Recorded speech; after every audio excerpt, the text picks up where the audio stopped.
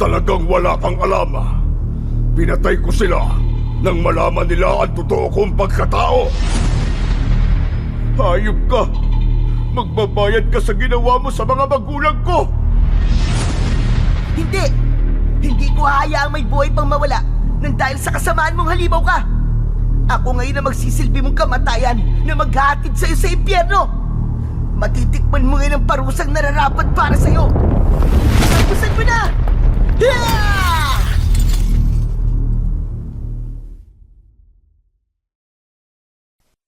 Magandang araw po sa inyong lahat at sa mga giliw kong tagapakinig.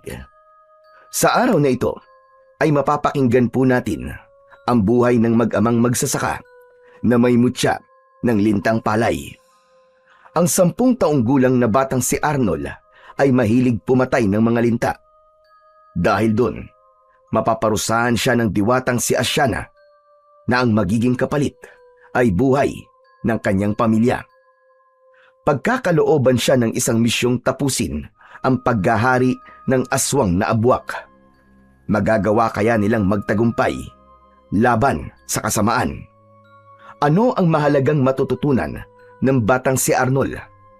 Sama-sama po nating pakinggan ang buhay at pakikipagsapalaran ng mag-ama laban sa aswang na abwak na may 2 ulo. Ngunit bago po ang lahat, mga idol, huwag po nating kalimutang mag-subscribe at i-hit ang notification bell sa aking YouTube channel na The Voice Addict at Apong Isaak para sa mas marami pang makapigil hiningang kwentong aswang at katatakutan mula sa mundo ng kababalaghan. Umpisahan na po natin ang kwento. Tay, ano po bang ginagawa natin? Bakit kailangan po natin manguha ng mga natirang palay sa mga inanin nila? Pinagtatawanan na po kasi ako sa eskwelahan dahil taga-ubos daw po tayo ng tirang palay ng mga kapwa niyo magsasaka. Aba anak, wala ko nakikita masama sa ginagawa natin, ano? Kahit may sarili tayong binubukid, dapat matuto pa rin tayo maging masinop sa biyaya ng Diyos. Nakikita mo ba ang pinupulot nating sanga ng palay? Hindi ba't isang subo mo na rin yan kapag nailuto na yan at naging kanin? Tay naman seryoso po ako sa tanong ko Anak, seryoso rin naman ako sa sinasabi ko Hindi porket tapos na tayo mag-ani ay pababayaan na lamang natin itong mga palay na nahulog sa lupa. Hindi ako mahihiyang ipakita sa ibang tao ang ginagawa natin. Dito kayo binubuhay. Marangal ang hanap buhay kong to at masaya ako sa ginagawa ko. O bakit? Nahihiya ka ba, anak? Ikinahihiya mo ba ang trabaho ni tatay? Medyo po. Tinutokso po kasi nila ako, tay. Nahihiyaan na po ako Pinagtatawanan po nila ako palagi Hay nako. Alam mo ba, anak, sa lahat ng sinabi mo, diyan ako nasaktan. Ang pinakamasakit na salitang narinig ko mula sa iyo ay yung ikinahiya mo ang hanap buhay ko. Pasensya ka na. Mahirap lamang tayo. Hindi ko kayang ibigay ang marangyang buhay sa inyong magkakapatid. Kaya nga, magsikap kang mag-aral, anak, nang hindi mo maranasan kung gaano kahirap ang magtrabaho sa bukid. Tay, pasensya na po Pasensya na po sa mga nasabi ko. Hayaan niyo po at magsisikap po ako sa pag-aaral para mabigyan ko po kayo ng magandang buhay. Hindi naman mahalaga ang karangyaan, anak, o kahit na anong yaman sa lupa. Ang mahalaga, mayaman tayo sa pananampalataya sa dakilang lumikha. O sige na. Isilid mo na lang yung mga dalamong tangkay ng palay at ako narito. Umuwi ka na at tulungan mo na lamang ang nanay mo sa gawaing bahay. Isa pa, masyadong masakit sa balat ang sikat ng araw. Sige na, mauna ka nang umuwi. Tay, samahan ko na lang po kayo. Baka po kasi mahilo kayo sa init ng araw Wala pong makapansin sa inyo. Kaya ko to, anak. Malakas pa ako. Oh, tignan mo. Kaya ko pa magbuhat ng 1 sakong palay. Pero tay, aray! O bakit, Arnold? Napano ka? Tay, ang katipo ng binti ko. Maapdi po. Dako, baka mamaya niyan meron na nakadikit na linta. Tignan mo. Linta? Teka, Naku tay, may linta nga. Tay, alisin po nyo tay. Bilisan nyo tay, baka maubusan po ako ng dugo. Tumigil ka nga, Arnold. Parang hindi ka lalaki yan eh. Eh tay, takot po ako sa linta. Sige na po. Bilisan nyo na po, tanggalin nyo na po yung linta. Hindi naman sila nakamamatay. Ikaw naman kasi. Bakit dito ka tumayo sa basan lupa? Alam mo namang nakatira mga lintang yan sa putik o sa basan lupa ng taniman ng palay. Tay, natanggal nyo na po ba? Alisin nyo na po. Oo, wala na. Pinakawalan ko na. Saan nyo po pinakawalan tay? Dapat po pinatay natin. Baka po bumalik pa yun sa binti ko eh. Ano ka ba anak? Hindi natin kailangan patayin ng linta. May buhay din silang katulad natin. Alam mo ba na may kasabihan ng mga magsasaka dito sa baryo ng Aldano? Kapag pumatay ka raw ng lintang palay, ay mamalasin ka raw sa buhay. Parurusahan ka ng mga simbayo at madadamay pa ang pamilya mo. Simbayo? Ano po bang simbayo tay? Ang simbayo ay ang mga diwatang nagbabantay sa mga linta at halaman tulad ng palay, saging at saka kung ano-ano pang mga bunga na may kinalaman sa pagkain ng mga tao. Nakakita na po ba kayo ng mga simbayo tay? Hindi pa, dahil nagpapakita lang daw ito sa taong pumatay ng mga linta. Kaya ikaw anak, huwag kang papatay ng linta ha. Marami na ang gumawa ng ganyan dito sa baryo at naglaho sila na parang bula. Halaka, sige. Hindi naman po ako naniniwala sa simbayo o diwata, tay. Ang alam ko po nakakatakot po talaga ang mga linta. Kasi sumisip-sip po sila ng dugo ng tao. Ay nako ang batang ito, bahala ka na nga. Basta tandaan mo sinabi ko ha. Huwag mo silang papatayin. Huwag kang papatay ng linta at ng kahit na ano pang buhay. Dahil may silbian lahat sa ating kalikasan. Kasi naman tay, nakakadiri po sila eh. Ang dami ng dugong umaagos sa binti ko. Tignan nyo tay. Sigurado po ba kayong wala tong kamandag? Wala anak, dahil likas lang talaga sa mga linta ang tumira sa palayan. Sige na, sige na. Kailangan na muna natin durugin o giikin ang mga palay sa paa natin bago tayo pumunta sa ilog para magpalutang ng palay. Nanliit sa pagbuhat ng sakong may laman ng palay ang may 10 taong gulang na batang si Arnold. Araw-araw silang ganun ang ginagawa tuwing sumasapit ang anihan ng palay. Madalas siyang katulong sa pagtatanim at pag-aani ng palay sa maliit na lupang sinasaka ng kanyang ama. Sa una ay masaya pa siyang ginagawa yon, pero habang tumatagal ay para na siyang nahihiya sa hanap buhay ng kanyang ama. Dalawa silang magkapatid. Si Lita, ang bunso, ay 2 taong gulang pa lamang. Kaya kapos sila sa pera dahil kailangan itong suportahan ng gatas. At kapag walang-wala sila, nagbabayo ng palay si Aling Rona para isain at ang magiging naman ito ang ipapainom sa kanyang kapatid. Bata pa lang ay alam na ni Arnold ang hirap ng kanyang ama. Lalo pa at nanganganib nang mawala sa kanyang ama ang palayan. Balak na ng kapatid ng kanyang amang si Mang Teban na ibenta ang lupang sinasaka ni Mang Estong. Pagkatapos nilang maubos ang palay sa lupa, ay nagtungo naman sila sa ilog para magpalutang nito. Kailangan nilang lumusong sa ilog na hindi malakas ang lagaslas ng tubig upang lumutang ang walang laman na palay. Ang masakit para sa kanyang ama, sa kabila ng marami nilang nakukuhang palay, ay konti lang ang natitira sa kanilang timba dahil halos lahat ay pinagpilian na rin ng mga nagtetreser ng palay. Aminin man ni Arnold na talagang nahihiya na siya sa ginagawa ng kanyang ama, pero mas nangingibabaw naman ang awa niya para dito. Maya-maya pa ay nakaramdam na naman siya ng pangangati ng kanyang binti. Bumilis ang tibok ng kanyang puso at nanlaki ang mga mata nang makita ang 2 linta na nakakapit sa kanyang balat. Tay! Tay, may linta na naman po! Lintik naman yan oh! Tanggalin niyo po tay, bilis! Tay, tanggalin niyo po! Aba, sandali lang anak, hindi tayo matatapos dito eh. Tanggalin mo na lang kaya mo na yan. Tay, hindi po naaalis eh. Kapag inalis ko po yung isang dulo, kakapit naman po yung kabilang dulo, Tay. Tay, sige na po, tanggalin niyo na po. Anak, pag-aralan mong tanggalin ang linta. Paano kung hindi mo ako kasama at walang magtatanggal ng linta sa binti mo? Aba sige na, kaya mo na yan. Kailangan ko pang tapusin to eh. Wala tayong isasaing mamaya. Babayuhin pa namin ang nanay mo to sa lusong. Sige na, ikaw na ang bahala dyan, anak. Kaya-kaya mo na yan.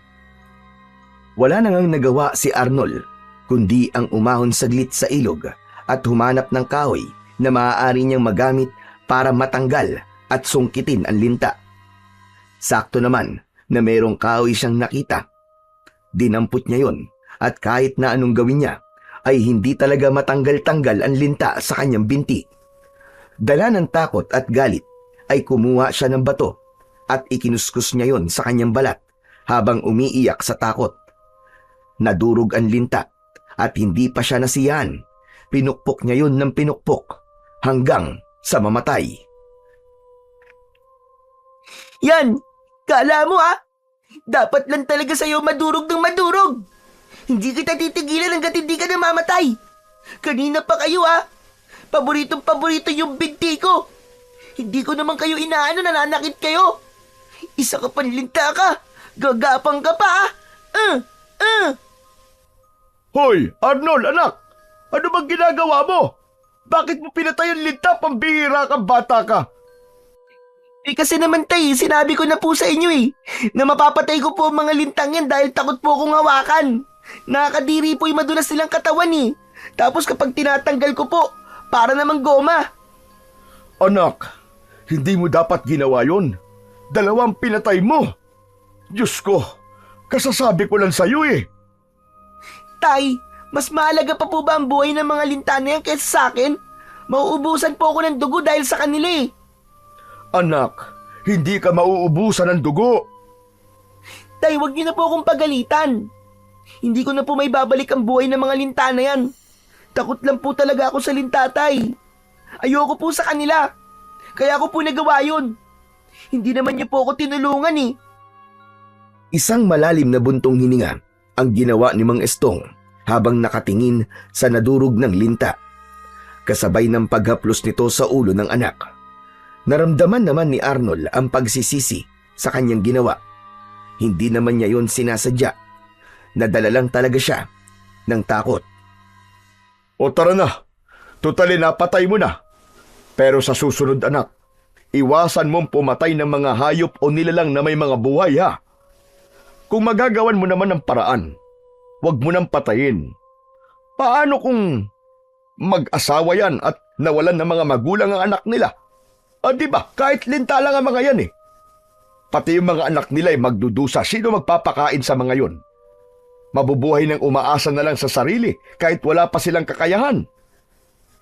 Anak, napapansin ko, nagiging malupit ka na yata sa mga hayop. Kasi po tay, kinagat po nila ako kaya gumanti lang po ako sa kanila. Mali. Mali ang gumanti, anak. Ay, nako. Tara na nga, umuwi na tayo. Tutali, malapit ng dumilim ang paligid. Nagbabanta yatang bumagsak ang ulan. Parang nakakaramdam na rin ako ng panghihina Tara na.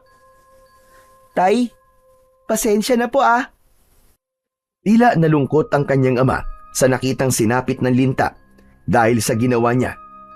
Wala naman siyang magawa dahil hindi na niya mababawi ang buhay na nawala. Pero napalingon siya sa itaas ng malaking puno ng santol nang marinig niya ang isang boses ng babaeng umiiyak. Pero nang tumingala naman siya sa mga sanga, ay wala naman siyang nakita na kahit na sino. Nagtaasan ang balahibo niya sa kanyang katawan na parabang may nakatingin na nilalang sa kanya. Nang maramdaman naman ni Mang Estong na hindi nakasunod ang anak, ay lumingon nito sa gawi ni Arnold. Tara na, Arnold! Ano pang tinatayo-tayo mo dyan? Dalhin mo na ang timba at uuwi na tayo. Susunod na po, tay. Saka siya nagmadaling sumunod sa kanyang ama. Nabuhat naman ang sako at timba na may laman na basang palay. Tumawid lang sila sa pilapil para makarating sa bahay nila na malapit naman sa kanilang palayan. Pagdating nila roon, ay nadatnan nilang nagluluto ng kamuting kahoy ang kanyang ina para yun na muna raw ang kanilang kainin. Kasabay ng pagpasok nila sa bahay, ang pagbagsak naman ng malakas na ulan. Umabot yun ng 2 oras, kaya walang nagawa ang mag-ama, kundi ang magpahinga na lamang at bukas na ulit pupunta sa bukid. Sinamantala nila ang 2 araw na walang pasok sa eskwelahan si Arnold para makatulong muna ito sa kanyang ama sa bukid. Nang tumigil ang ulan, ay biglang naramdaman ni Arnold ang pananakit ng kanyang sugat na gawa ng kagat ng mga linta sa kanyang binti. Mainit ang kanyang pakiramdam, pati na ang singaw ng kanyang bibig at ilong. Maging ang kanyang mga mata ay naluluwa na rin sa sobrang init na kanyang nararamdaman. Nay! Nay! Nasaan po kayo? Tay, ang sakit po ng sugat ko sa binti! Nay! Aray, ang sakit po! Halos mamilipit sa sobrang sakit ng binti si Arnold. Tinignan niya ang kanyang sugat at nanlaki ang kanyang mga mata nang makitang namamagayon at nangingitim ang paligid ng pinagkagatan ng linta. Dati na siyang nakagat ng linta pero hindi siya nakaranas ng ganung sakit. Maya-maya pa ay magkasabay na pumasok ang kanyang mga magulang sa kanyang silid. Bakas sa muka ng kanyang ama at ina ang pagtataka nang makitang hawak niya ang kaliwa niyang binti. Tay! Ang sakit-sakit po, tay! Ang sakit! Para po may tumitibok-tibok sa loob ng binti ko. At mainit po ang singaw ng aking katawan, tay! Aray ko! Aba, ano bang meron sa'yo, Arnold? Kanina lang ay ayos ka pa naman ah. Tay, ang binti ko po. Masakit na masakit po talaga ang sugat ko sa paa. Sandali, patingin nga ako. Ito po, tay, tignan niyo po. Dahil lang po yan sa kagat ng linta kanina eh. Patingin nga. Aba, Diyos ko, Rona. Ang anak natin, malaki na kagad ang sugat sa binti. Anong klaseng linta kaya nakakagat sa'yo at sumugat ng ganyan? Ang pangkaraniwang linta ay konting pamamagalang tapos ayun na. Wala na. Pakiramdam ko rin po. May lagnat na rin po ako, tay. Aray, at sakit. Nagmamadaling lumapit si Mang Estong sa anak at hinipo ang noo ni Arnold. Bumakas ang pagtataka sa mga mata ng kanyang ama at napatitig sa kanyang muka. Napansin din niya na lumunok ito ng laway at napasulyap sa nag-aalalang si Aling Rona. Hindi rin ito mapakali habang buhat ang kapatid niyang si Lita. Sinabi ng kanyang ina na sunduin ang matandang albularyo sa kabilang bahay para matignan kung anong klaseng sugat ang nasa binti ni Arnold. Masakit na masakit ba, anak? Kailangan ko munang puntahan si Lolo Tonyo para matignan kung anong klaseng sugat ang nasa binti mo. Anak, konting tiis lang muna ha. Rona, linisin mo muna ang sugat ng anak natin. Mabilis lang ako, babalik din ako kagad. Tumangulang si Aling Rona kay Mang Istong bilang tugon habang ipinaghihele nito ang bunsong anak. Si Arnold naman ay tinitiis ang nararamdaman sakit habang siya ay nakahiga sa katreng gawa sa kawayan. Maingay rin ang kanyang banig na gawa sa abaka dahil sa pagpilipit ng kanyang katawan. Hindi niya makontrol ang kirot na nararamdaman. Pakiramdam niya ay may mga insekto sa loob na parang naghuhukay sa kanyang laman sa binti. Hindi niya maiwasan ang hindi mapasigaw. Nay! Aray ko, ang sakit po talaga. Tulungan niyo po ako, Nay. Diyos ko, ang sakit-sakit na. Sobrang sakit po, Nay. Halos maiyak si Aling Rona habang naupo na ito sa tabi niya. Hinihilot nito ang kanyang binti sa katatayo at lalakad sa kanyang harapan. Mabuti na lang at kahit malakas ang boses niya, ay nakatulog pa rin ang kanyang bunsong kapatid. Inilapag muna ng kanyang ina sa higaan ang natutulog na si Lita. Saka ito nagpaalam sa kanyang kukuha ng palangganang may tubig para malinisan ang kanyang sugat. Pagbalik ng kanyang ina ay may dala na itong malinis na tubig. Kasunod na rin ang kanyang ama na hindi na nakapagpalit ng damit. Malapit lang naman kasi sa kanilang bahay ang bahay ng matanda na sinundo nito. Andito na si Lolo Tonyo. Kasama ko na siya. Tay, ang sakit-sakit na po. Aray ko, tay, tulungan niyo ako. Kaya nga sa susunod anak, makikinig ka sa akin nang hindi ka napapahamak. Wala pa naman ako naitatabing pera para sana ipampacheck up sa sugat mo. Ang bilis ng pagkalat ng sugat Parang makamandag pa yata yung linta na nakakagat sa'yo. Ilang saglit lang ay nakita ni Arnold ang pagpasok ni Lolo Tonyo sa kanilang kubo. May dala itong isang kulay itim na bote na mula sa sinaunang tandway. Sa loob nun ay kulay pulang likido na may iba't ibang uri ng sanga. 70 na ang matanda, pero malakas pa rin ito at mahusay na albularyo. Lahat ay napapagaling nito, kaya dinadayo ang matandang albularyo ng mga pasyenteng nagmumula pa sa ibang mga lugar. Ang matandang si Lolo Tonyo ay ang albularyong gumagamit ng lintang palay para manggamot. Kaya malalaman ito kung anong klasing linta ang nakakagat sa kanya. Mabisang gamot din ang linta sa masasakit ang buto o arthritis. Ganon din sa pagdaloy ng dugo. May kakayahan daw yung pumigil sa pamumuo ng dugo para maiwasan ang stroke. Ilan lang ito sa mga kakayahan ng linta na magpapagaling ng karamdaman ng tao. Kaya napaatras si Arnold nang makita ang matanda dahil iniisip niyang baka gamitin sa kanya ang mga linta. Malakas ang kanyang kaba nang ito ay tumabi na sa kanya at pinalinisan ang kanyang sugat sa kanyang ina. Agad na kumilos ang kanyang ina para sumunod naman sa utos ni Lolo Tonyo. Alisin mo muna rito si Lita, Rona. Baka lapitan ng anak mo ng masasamang espiritu na nakasunod sa akin. Binuhat ni Aling Rona ang anak nitong bunso at inilipat yon sa kabilang silid. Binuksan naman ni Mang Estong ang bintana ng kanyang kwarto bago muling nagmasid sa ginagawa ng matandang albularyo. Mang Tonyo, kanina naman po ayos pa ang binti niya. Kinagat lang po siya ng linta kanina sa tabing ilog at yan na po kagad ang nangyari sa kanya. Patingin nga ako, Arnold. Eto po, Lolo. Talagang masakit na masakit po talaga ang sugat ko. Aray!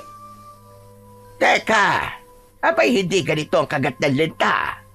Para lang yun kasi laki ng dulo ng pako na didos. Saka nangingitim ang paligid ng sugat mong bata ka. Ano ba ang ginawa mo? Ano bang itsura ng linta? Yung ano lang po, yung pangkaraniwang kulay lang po ng linta.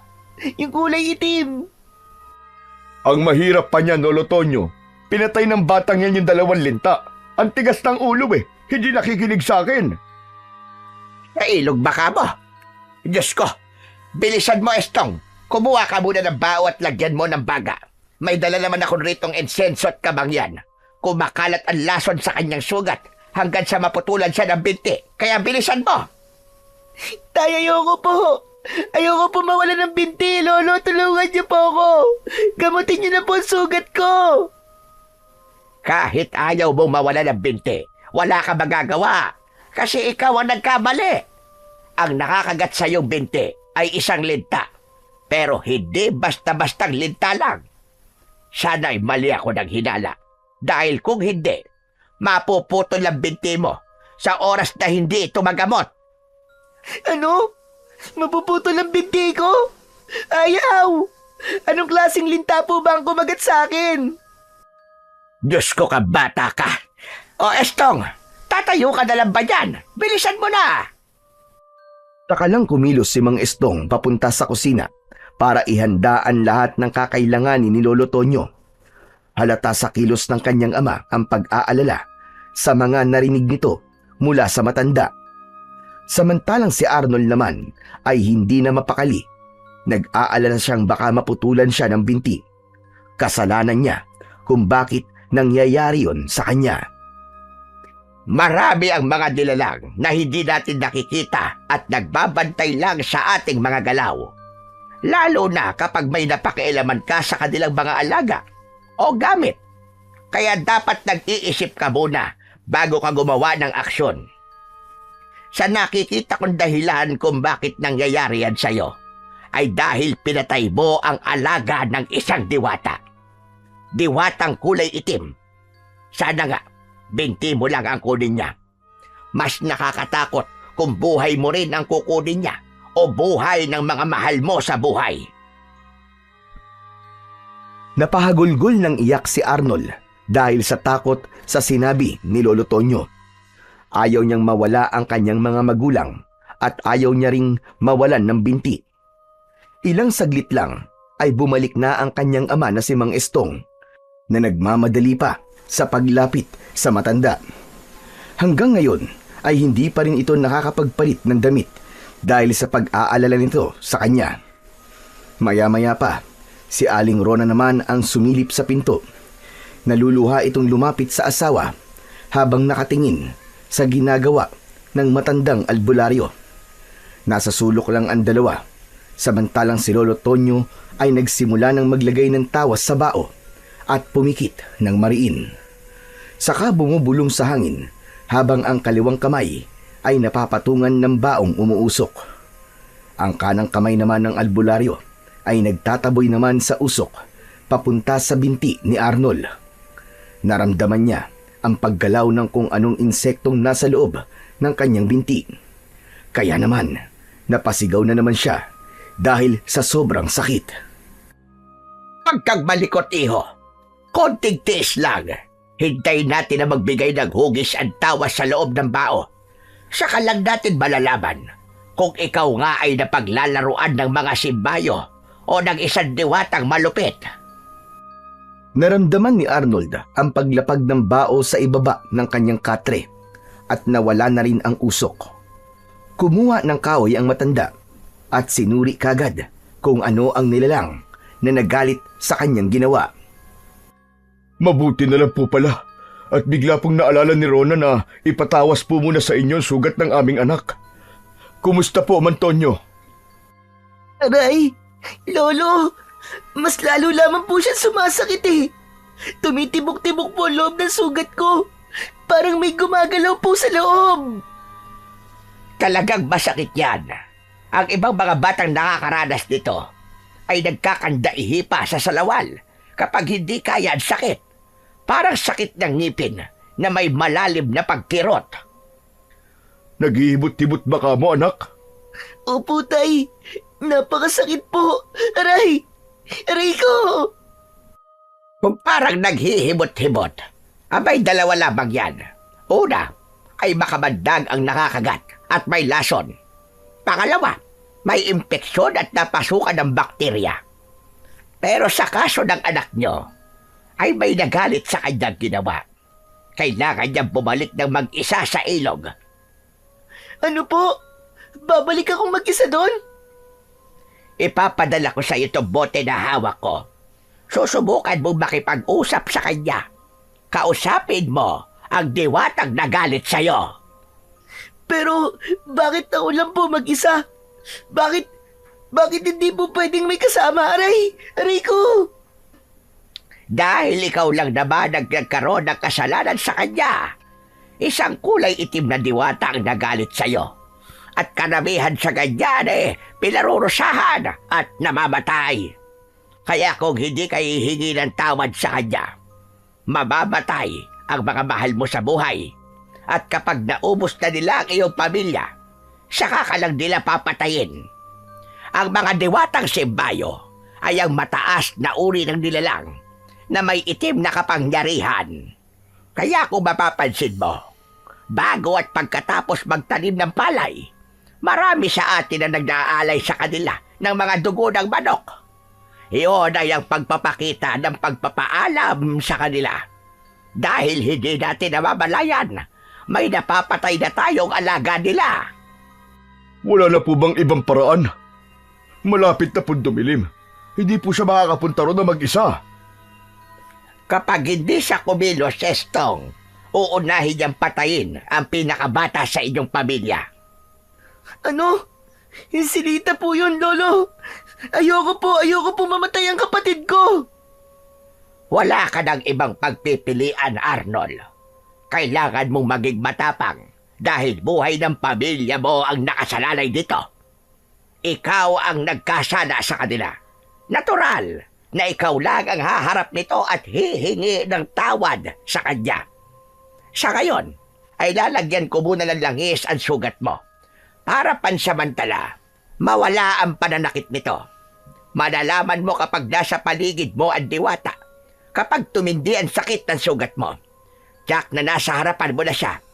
Kung minsan, hindi sila nagpapakita sa tao.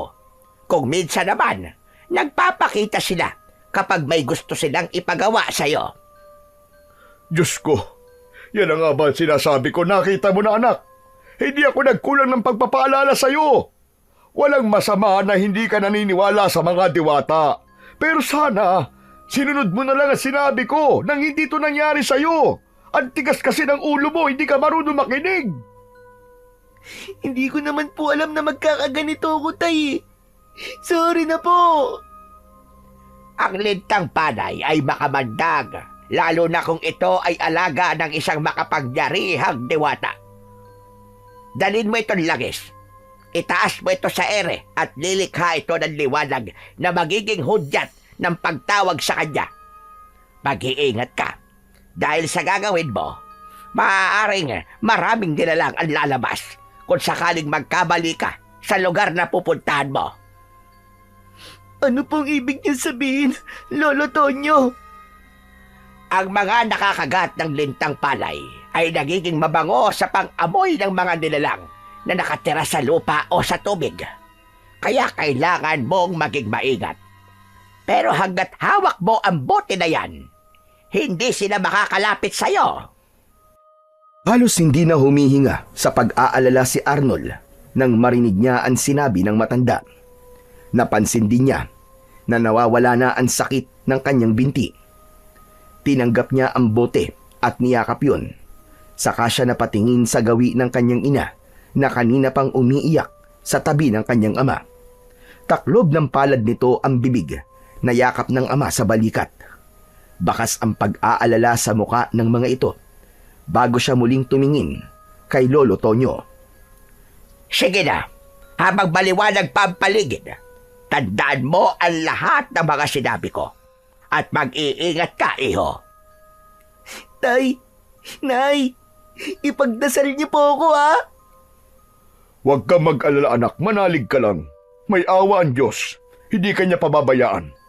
Mag-iingat ka Arnold ha, at mahal na mahal ka namin. Hindi ako aalis hanggat hindi ka darating. Ipapaunawa ko sa iyo lahat bago kita tuluyang gamutin. Yumakap sa kanya ng mahigpit ang kanyang mga magulang. Halos ayaw siyang bitiwan ng kanyang ina. Takot na takot itong baka hindi na raw siya makabalik ng buhay, na agad namang sinaway ng kanyang ama. Babalik ang anak natin, Rona.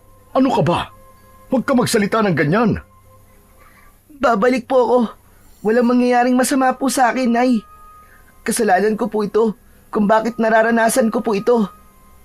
Alam ni Arnold kung gaano kahirap para sa kanyang mga magulang ang gagawin niyang pagharap sa diwata na dati ay hindi niya pinaniniwalaan. Ngayon ay alam na niya na nagkamali siya at dapat niyang harapin yun. Mabigat ang mga hakbang ng paa nang maglakad siyang muli sa pilapil na daanan o palayan. Habang ang paligid ay nagsisimula ng dumilim, halos mabing siya sa ingay ng kulisap sa paligid habang ang tibok ng kanyang puso ay mabilis din. Hindi pa man siya nakakalapit sa ilog na malapit sa kanyang kinatatayuan, ay parang may nakita na siyang isang nilalang na umahon mula sa ilog na kanilang pinagpapalutangan ng palay. Nagtago siya sa makapal na halamang gubat at sinilip kung ano ang bagay na nakita niyang lumabas sa ilog. Halos manlaki ang kanyang mga mata nang makita ang nakakatakot na nilalang. Dahil mag-aagaw dilim at liwanag, malinaw niyang nakikita ang itsura ng nilalang. Isang taong bayawak na may 2 ulo ang nakita niyang nakatanaw sa bahay nila. Halos maiyak siya sa takot habang nagtatago sa halaman. Mapupula ang mga mata nito na ang huni ay parang tunog, ak-ak. Isang uri yun ng nilalang na sa kwento lang niya naririnig. Abwak! Bakit may abwak sa lugar namin? At malapit pa sa tirahan namin. Diyos ko, anong klaseng nilalang ang abwak na may 2 ulo? Hindi ako maaaring matakot. Kailangan kong ituloy ang paggarap sa diwatang nagparusa sa akin. Hinintay ni Arnold na umalis ang nilalang sa gitna ng palayan para itong may hinahanap na nagtatalo pa ang 2 ulo. Kung saan ito pupunta. Ilang saglit pa ay biglang lumubog ito sa lupa sa mismong gitna ng kanilang palayan. Saka siya patakbong lumapit sa ilog na pinanggalingan nito. Maigpit niyang hawak ang boteng ibinigay sa kanya ng matandang albularyo, habang ang kanyang takbo ay halos hindi na lumapat ang kanyang mga paa sa lupa para lang makarating kagad sa ilog. Humihingal na napatingala siya sa punong tiningala niya bago siya umalis kanina. Saka lang niya nakita ang bakas ng paa ng abwak hanggang sa ilog na madalas na kanilang tinatambayan kapag nagpapalutang sila ng palay. Itinaas niya ang kanyang kamay sa ere habang hawak ang bote. Lumitaw ang liwanag ng bote dahil sa refleksyon ng tubig sa bote. Nakita niya ang anino ng bote at kita ang sanga na parang kumulo yun kasabay ng matinding pagkirot ng kanyang sugat. Indikasyong nasa harap na niya ang diwatang kailangan niyang makausap. Mahal na diwata o simbayo, patawarin niyo po ako sa nagawa ko po kanina. Hindi ko po sinasadyang patayin ng linta na alaga niyo. Natakot lang po talaga ako sa lintay. Patawarin niyo na po ako. Alisin niyo na po ang sumpa o parusa sa aking binti. Mahal na diwata, patawad po. Paano mo nalaman na pinarusahan niya kita, bata? Inilinga ni Arnold ang kanyang paningin sa paligid nang marinig niya ang maganda at malamig na boses ng isang babae. Para yung umaalingaw-ngaw sa kanyang pandinig na para bang nasa ilalim siya ng lupa. Hindi ko nagustuhan ang ginawa mong pagpatay sa mga alaga kong inutusan ko para iligtas kayong mag-ama kanina. Siguro naman ay nakita mo ang nilalang na lumabas sa ilog na to. Opo, mahal na diwata, patawarin niyo po ako. Hindi ko po sinasadya. Hindi ako marunong magpatawad sa mga batang matitigas ang ulo. Ginamit ko ang kapangyarihan ko sa iyong ama para ipaunawa sa iyo na huwag kang papatay ng mga alaga ko katulad ng linta.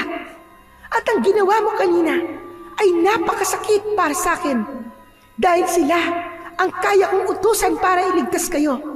Dahil kung natagalan pa kayo, ay maaaring mapahamak na kayo dahil sa nilalang na nakatira dito sa tubig. Mahal na diwata, handa po akong pagbayaran ng kasalanan ko. Hindi ko po alam na inililigtas niya lamang po pala kami para ilayo po sa halimaw na yun na nakatira sa ilog. Pero anong ginawa ko? Pinatay ko pa ang mga linta na inutusan niyo. Handa po akong pagbayaran na nagawa kong kasalanan, mahal na diwata.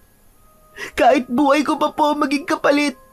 Huwag niyo lang po sasaktan ang pamilya ko. Nagmamakaawa po ako sa inyo, mahal na diwata. Bata, sigurado ka ba sa sinasabi mo? Mahal na diwata, Arnold po ang pangalan ko.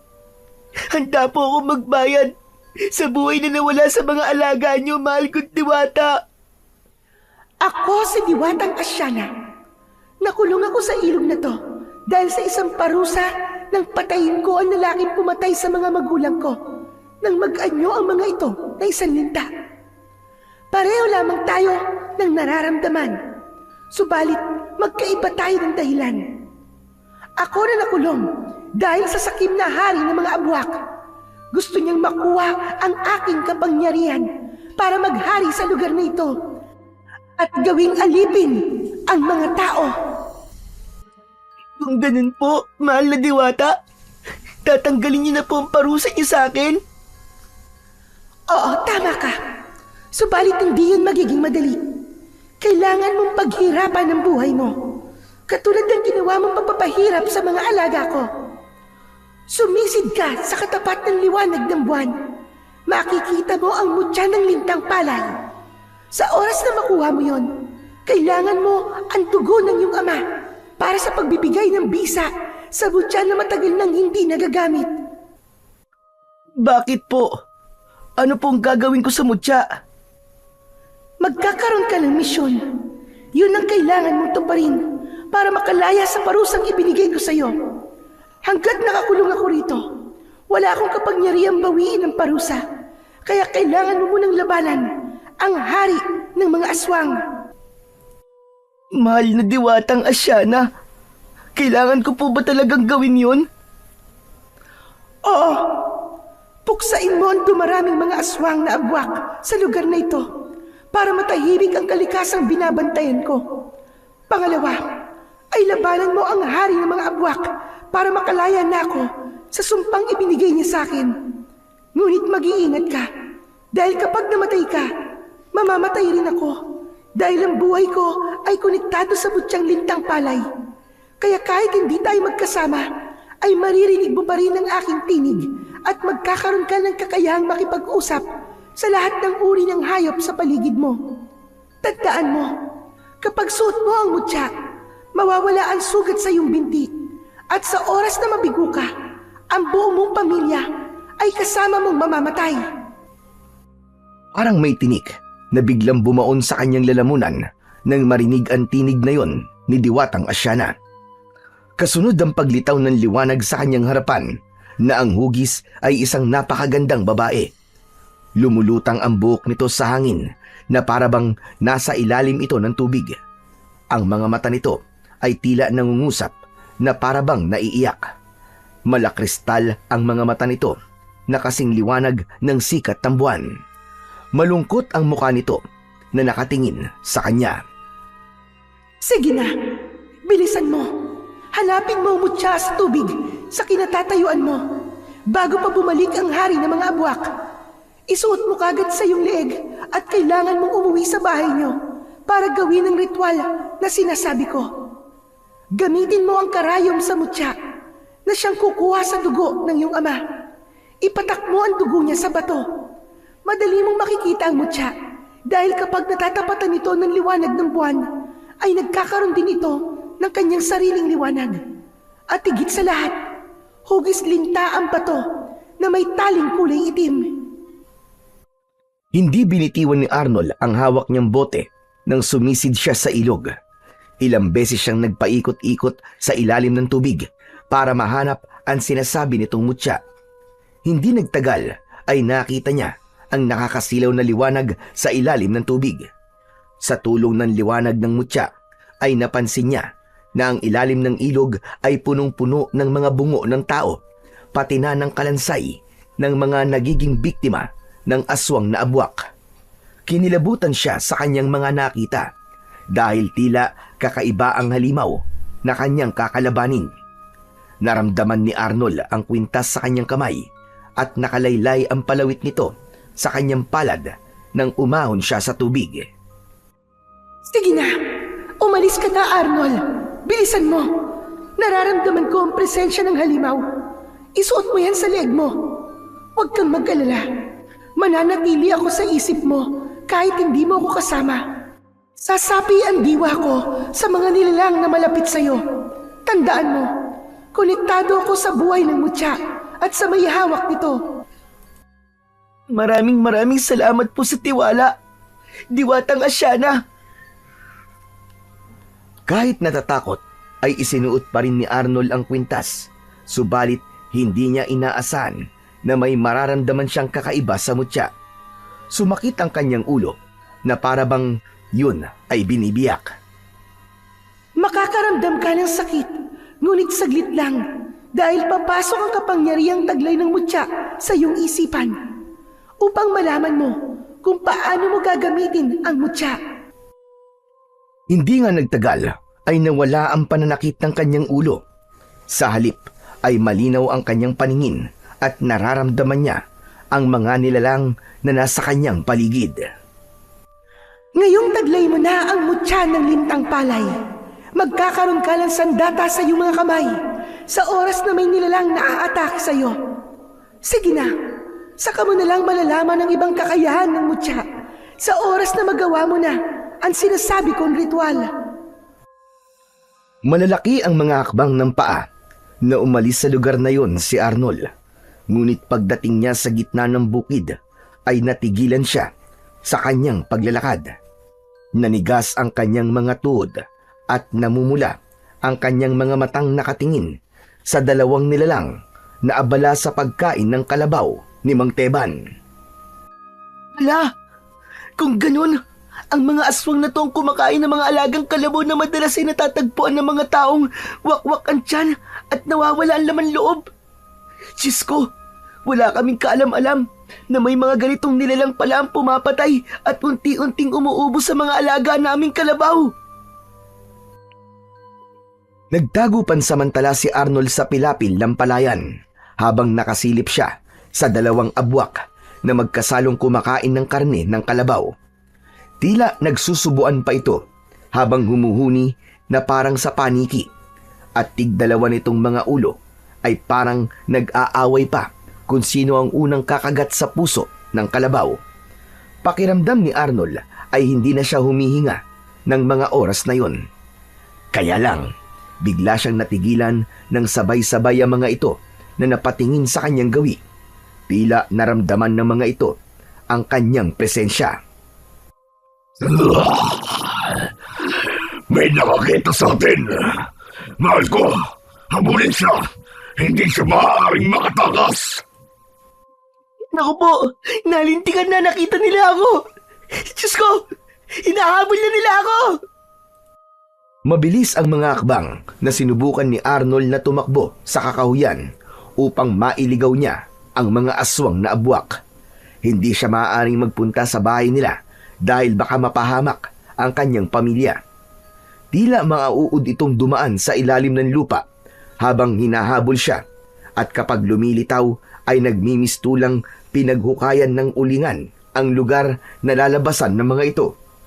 Galit na galit ang aswang na nagsasalita dahil katulad ng sinabi sa kanya ni Diwatang Asyana ay maririnig niya ang mga boses ng bawat nilalang sa kanyang paligid. Hindi napapansin ni Arnold na mabilis din ang takbo niya na parabang isang kidlat. Kaya nahirapan sa kanyang humabol ang mga aswang. Nagtago muna siya sa makapal na halamang may nakaharang na puno ng kahoy. Sapat na yon para hindi siya maamoy ng aswang dahil nagtago siya sa mabahong dahon ng amarilyong gubat. Ilang saglit lang ay narinig naman niya ang yabag ng mga paa ng aswang at ang mga kuko nito ay tila kumukuskus sa masukal na daan. Hindi dapat makatakas sa batang yun sa ating bahay ko. Malalaman ng mga tao ang tungkol sa atin. Lumapit ang asawa ng abwak na lalaki habang nakatingin sa mga halamang nasa harapan ng mga ito. Halos mabingi sa kabog ng dibdib si Arnold habang pinagmamasdan ang mga itsura ng aswang na abwak sa kanyang harapan. Nagpaalam ang babaeng abwak na hahanapin ito ang batang nakakita sa kanilang pagkain sa kalabaw. Unti-unting humaba ang bibig ng nilalang. Ang kamay nito ay naging pakpak ng malaking ibon at sa isang iglap lang ay nag-anyong ibon ito. Yun ang palatandaan na babae ang abwak. Samantalang ang lalaking abwak naman ay nanatiling nakatingin sa paligid ng kagubatan na parabang may hinahanap. Napansin niya ang mapupula nitong mga mata na nagpapapalit-palit pa ng kulay. Parang mga mata ng ahas. Ang ulo naman itong sa tao ay may matutulis na pangil, habang ang leeg hanggang sa bewang ay sa katawan naman ng bayawak. May matatalim itong mga kuko at ang balat naman ito ay kulubot na tila kasing kapal ng balat ng buwaya. Maya-maya pa ay umalis ito sa kanyang harapan at muling lumubog sa lupa.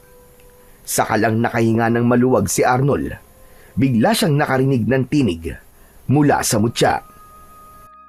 Arnold, kailangan mo maging maingat sa iyong mga pagkilos. Iwasan mo lumikha ng ingay dahil habang nasa ilalim sila ng lupa, maririnig nila kung nasan ka. Malalaman nila kung saan ka nagtatago.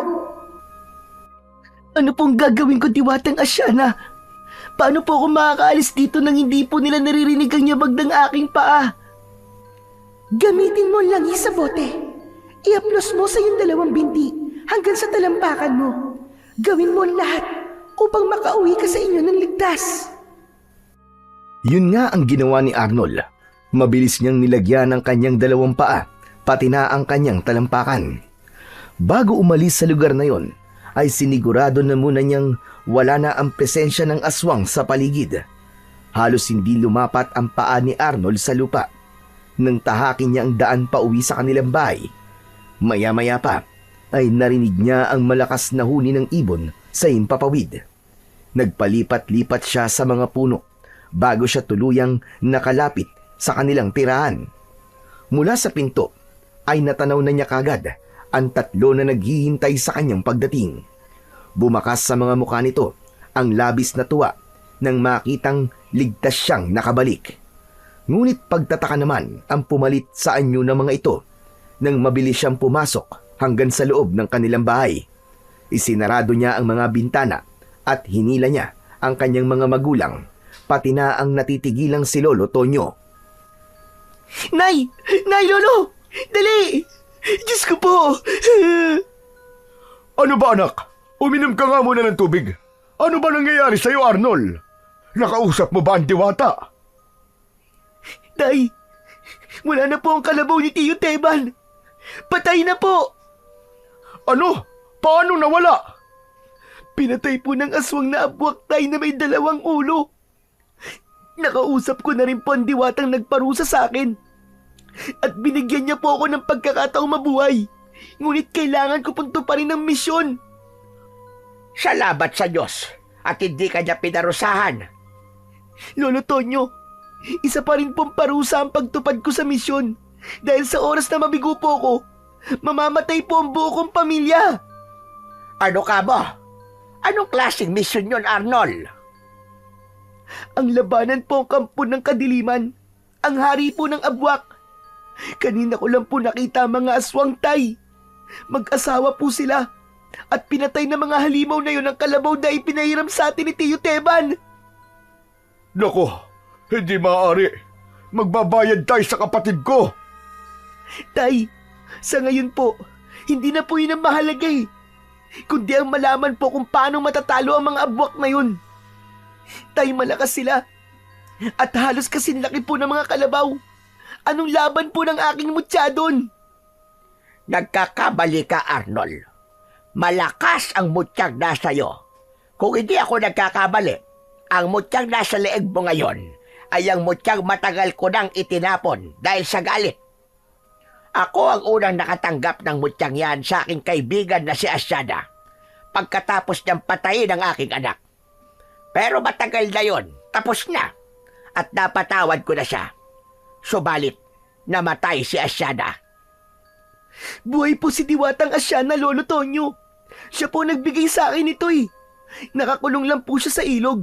Biyag po siya ng hari ng mga abwak. Kung ganon, hindi siya totoong namatay. Opo, hindi na raw po siya papatay ng tao nang hindi niya binibigyan ng pagkakataon para magbago sa pamamagitan po ng misyon.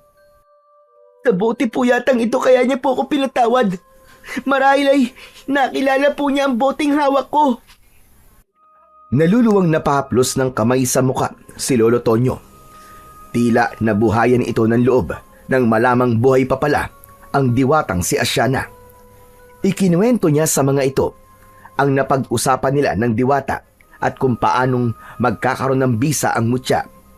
Alam din ni Lolo Tonyo kung paano ang gagawin nila dahil ito ang unang gumamit ng mutya ng lintang palay. Teka, sandali lang po, Mang Tonyo. Bakit po kailangang mag-alay ako ng dugo sa mutya para magkaroon ng bisa?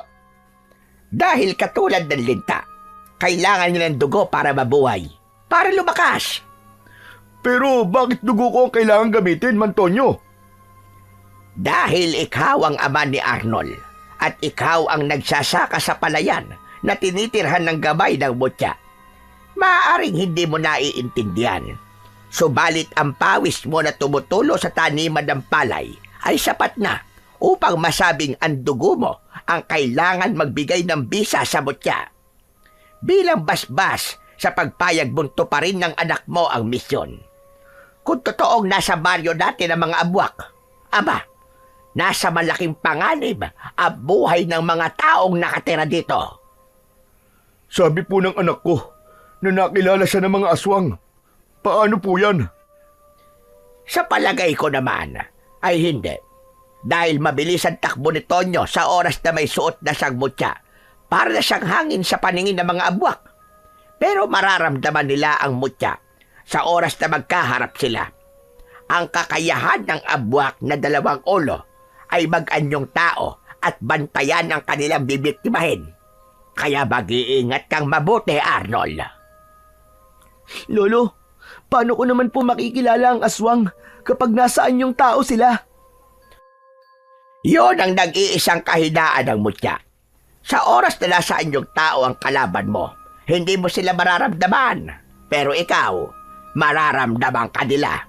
Kaya kailangan mong talasan ang iyong pakiramdam. Lalo na kung may lalapit sa iyong tao na hindi mo kilala. Tama siya, Arnold. Tama siya. Hala, Diwatang Asyana, nandito po kayo sa bahay? Hindi ako magtatagal na makipag-usap sa'yo dahil limitado ang aking kapangyarihan. Makinig ka kay Tonyo. Pakisabing maraming salamat at pinatawad niya na ako. Ipinarating niya kay Lolo Tonyo ang sinabi ni Diwatang Asyana. Pagkatapos ay nagsagawa na sila ng ritual para sa pagbibigay bisa sa mutya. Hindi nagtagal ay napatakan na yon ng dugo ni Mang Estong. Nakita niyang nagkulay pula ang bato at lumitaw ang liwanag sa kanyang kwintas, pati na ang paglitaw ng isang uri ng espada na kagaya ng palay. Tigkabila ang tulis nito na kasing talas ng blade. Ikaw lang, Arnold, at ang aswang na abwak ang nakakakita sa liwanag ng mutya. Pati na sa sandatang nasa kamay mo. Kung hiniling ni Diwatang Asyana na patayin ang aswang para makalaya siya, nangangahulugang yun na marami na ang nabibiktima ng mga aswang at nagpaparami na ang mga ito ng kanilang mga alagad.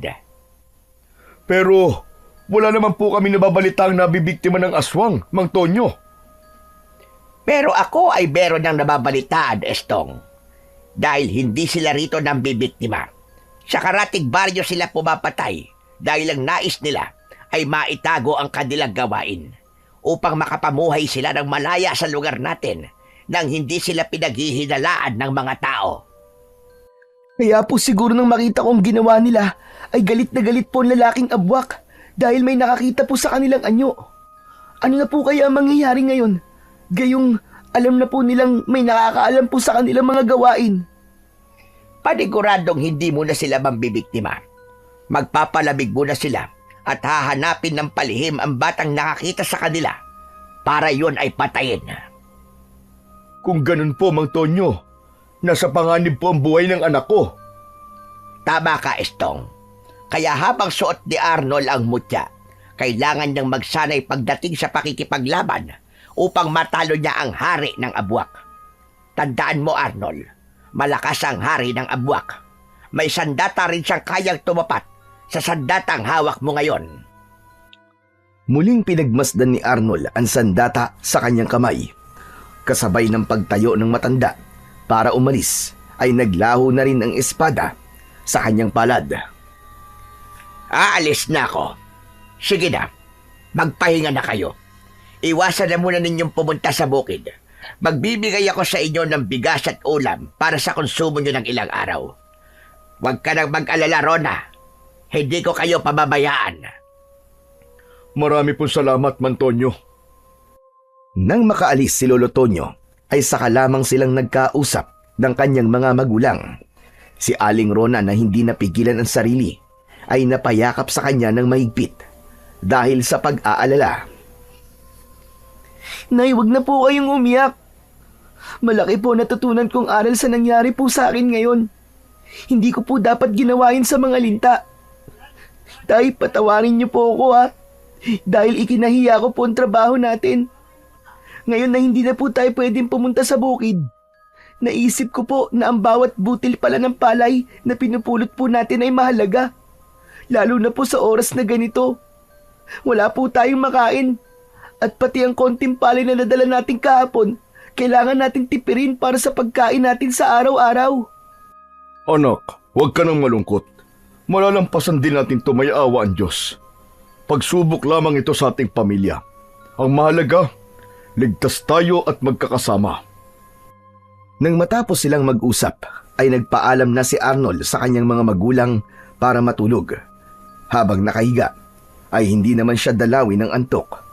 Natakot siyang mabigo at hindi magtagumpay, kaya ipinagdasal niya sa Panginoon na makaligtas lang siya sa kanyang misyon, ay magbabago na ang pananaw niya sa buhay. Bawat nilalang sa paligid ay iingatan at mamahalin na niya. Maging ang mga bagay na natatanggap niya ay ituturing niyang biyaya sa kanya ng Diyos. Hindi siya maghahanap ng mga bagay na wala sila at mamahalin niya ang pagkain kayang ibigay sa kanya ng mga magulang niya. Kailangan muna niyang pagdaanan ng pagsubok na yon bago pa niya naintindihan kung gaano kalaki ang nagawa niyang kasalanan. Kinabukasan ay nagising siya sa ingay sa labas ng kanilang bahay. Malakas ang boses ni Mang Teban. Kahit hindi niya nakikita ang mukha ng kapatid ng kanyang ama, alam niyang yun ang nagmamay-ari ng boses. Ano? Ganon-ganon na lang ba yun? Pagkatapos niyong ipakain sa abwak ang alaga kong kalabaw? Aba kahit magkapatid tayo, kailangan mo pa rin bayaran ng buhay ng kalabaw ko. Ipinagamit ko na sa inyo ng libre, hindi mo pa iningatan. Pasensya na talaga kuya. Pag nagkapera na ako, ay babayaran kita ng kahit kalahati ng halaga ng kalabaw. Anong kalahati ang sinasabi mo? Kabuuan ng halaga ng kalabaw ang dapat mong bayaran. Dapat nga may tubo pa dahil malaki na ang pakinabang ng kalabaw kong yon. Tutali, kasalanan mo naman. Kaya hindi mo ako masisisi dahil hindi ako nagkulang ng pagpapaalala sa'yo. Pero kuya, wala pa akong pera ngayon. Maawa ka naman sa akin. Gipit pa ako ngayon eh. Wala akong pakialam kung gipit ka ngayon. Ang mahalaga, mabayaran mo ang buhay ng alaga ko na pinabayaan mo. Hindi na narinig pa ni Arnold na sumagot ang kanyang ama sa kapatid nito. Habang nasa loob siya ng kanyang kwarto, ay parang nakikita niya ang malungkot na muka ng kanyang ama. Parang pinipiga ang kanyang dibdib ng mga oras na yun dahil sa awa niya sa kanyang ama. Sa isip niya, ay talaga bang may ganong klase ng kapatid na kayang manggipit ng kanyang kadugo? Masakit isipin na buhay ng kalabaw ay ipagpapalit nito maging ang buhay ng kanyang ama. Bukas na bukas din ang gusto ko. May pambayad ka na sa akin. Aba, mahiya naman kayo sa asawa ko. Alaga niya ang kalabaw na yun. Ito na nga, na pagkamatay ng kalabaw niya, ay hindi ko pa alam kung paano sasabihin sa kanya. Sige kuya, maghahanap ako ng perang ibabayad sa'yo. Pero kapag wala akong nahanap na pera, ipakulong mo na lamang ako. Talagang gagawin ko yun. Ako na nga ang nakatulong eh, parang ako pang masama. Wala naman akong sinasabing ganyan kuya. Wala lang talaga akong maibibigay na ganong kalaking halaga na hinihingi mo. Aba, parang 30,000 piso lang eh nahihirapan ka. Magpasalamat ka nga eh, konti lang ang hinihingi kong bayad sa'yo eh. Ay, nako, makaalis na nga. Umiinit lang lalo ang ulo ko. Nakita ni Arnold na umalis na ang kanyang tiyo sa harap ng kanyang ama.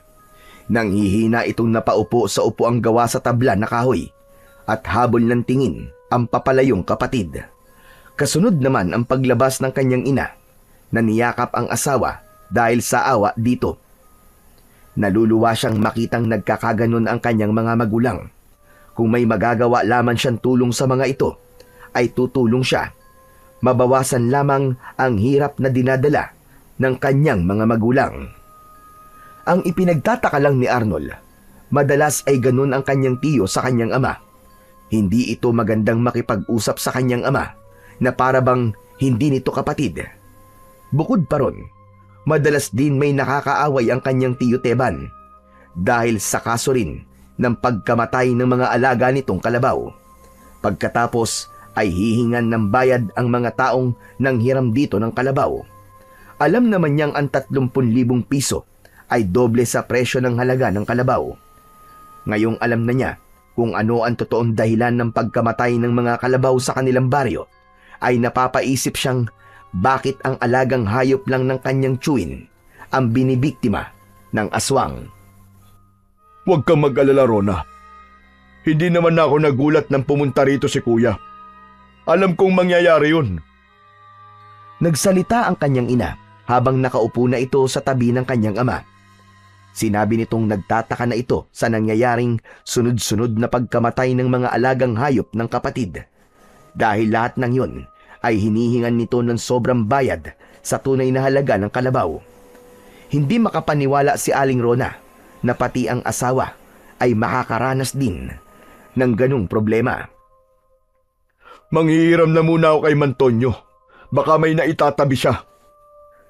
Tinutulan yon ni Aling Rona dahil nahihiya na raw ito sa malaking utang sa matanda. Idagdag pa pati ang utang na loob ng mga ito sa tulong na ginagawa ng matanda para kay Arnold. Kaya ang mabuti raw na gawin ay lumipat sila ng ibang bahay at ibayad ang mismo nilang tirahan. Aba, hindi naman pwede yun, Rona. Alam mo namang minana ko pa ito sa aking ama. Kaya ko to. Kahit na anong mangyari, hindi ko isusuko ang bahay. Nasa kanya na ang aking palayan. Pati ba naman bahay mapupunta pa sa kanya? Hindi na nakatiis si Arnold. Lumabas na siya ng kanyang silid at lumapit sa kanyang mga magulang. Mas lalo siyang naawa sa kanyang ama nang makita ang pamumugto ng mga mata nito. Nagising ka ba sa ingay ng tiyo mo, anak? Huwag mo na lamang pansinin yun. Kaya ko namang masolusyonan ito. Tay, bakit po ganun si Tiyo Teban? Parang hindi niya po kayo tunay na kapatid. Ang totoo niyan ay hindi naman talaga anak. Hindi siya totoong anak ng aking mga magulang. Tinulungan siya ni tatay nang ito'y matagpuan sugatan dyan malapit sa ilog. Ang masakit nga, dyan din natagpo ang patay ang aking ina at nawawala ang aking ama. Hanggang ngayon, iniisip ko na baka buhay pa siya. Pero ang sabi, meron daw nakatirang buhaya sa ilog na yan. Kaya imposible raw na buhay pa siya. Tila tumigil ang oras nang marinig ni Arnold ang sinabi ng kanyang ama. Nagulat siyang hindi nga niya totoong tiyo si Mang Teban. Kaya pala ganun kagaspang ang ugali nito pagdating sa pakikitungo sa kanyang ama. Tungkol naman sa pagkamatay ng kanyang lolo at lola, para bang may iba siyang naramdaman nang mabuo sa isip niya ang isang hinala. Magsasalita pa sana si Arnold nang makita niya ang nagliliwanag na paru-paro na dumapo sa balikat ng kanyang ama. Alam niyang yun ang gagamitin ni Diwatang Asyana para siya ay kausapin. Huwag kayong mag-usap tungkol sa aswang dahil malakas ang pandinig ng mga abwak. Baka malaman niyang ikaw ang batang nakakita sa kanilang ginawa kagabi. Maraming salamat po, Diwatang Asyana, sa pagpapaalala niyo po sa akin. Aba, sinong kausap mo, anak? Bakit mo tinawag na Diwatang Asyana ang paru-parong nasa balikat ko? Tay, kasama po sa kakayahan ng mutya ko ay ang makausap ang mga nilalang na hindi po nakikita ng mga tao. Pati na po ang ibang hayop sa paligid. Yun ay sa bisa po ng limitadong kapangyarihan ni Diwatang Asyana para balaan ako sa mga gagawin ko. Totoo ba yung sinasabi mo, anak? Ang boses na yon ay nawala nang muling lumipad ang paru-paro, paalis sa loob ng kanilang tahanan. Yun ang isa sa mga kakayahan ng diwata, ang makipag-usap sa pamamagitan ng mga hayop. Sana lang ay hindi narinig ng hari ng mga abwak ang kanilang mga pinag-usapan. Buong araw hanggang kinabukasan ng hapon ay nagsanay sa pakikipaglaban si Arnold, lalo na sa paggamit ng kanyang sandata. Sa tulong ni Lolo Tonyo ay nagawa niya ng maayos ang mga kailangan upang matalo ang puwersa ng kadiliman. Ngayong natuto ka na sa paggamit ng sandata mo, Arnold, kailangan mo ng kumilos para harapin ang hari ng Abwak na may hawak kay Diwatang Asyana. Talaga po bang magagawa ko silang labanan, Lolo? Magtiwala ka lamang sa iyong sarili at sa iyong kakayahan. Alam kong magtatagumpay ka sa pakikipaglaban sa hari ng mga aswang. Aba, tignan mo nga naman kung sino nandito sa bahay ng kapatid ko. Isang matandang nagkukunwaring albularyo. Niloloko ang pamangkin ko. Kumusta, tanda? Parang may binabala kayong masama. Gusto nyo bang tulungan ko kayo? Sabay na napatingin sina Lolo Tonyo at Arnold sa gawi ni Mang Teban na bigla na lamang lumitaw sa kanilang likuran. Nagkatinginan silang dalawa ng matanda dahil hindi nila alam kung gaano nakatagal na nakatayo si Mang Teban sa kanilang likod at nakikinig sa kanilang pinag-uusapan. Sakto naman yun ng pagdating ng kanyang ama na may dala ng kulay puting sobre. Alam niyang naglalaman yun ng pera, kabayaran, sa kalabaw na namatay. O kuya, ito ang bayad ko. Pasensya na't medyo natagalan. Aba, saan ka naman nakahanap ng pera? Mabuti naman at nandito ka na rin. Natutuwa akong makita ang kaibigan ng ating ama. Saan mo ba nakuha ang perang to? Mukhang may nagbigay sa'yo na uto-uto ah.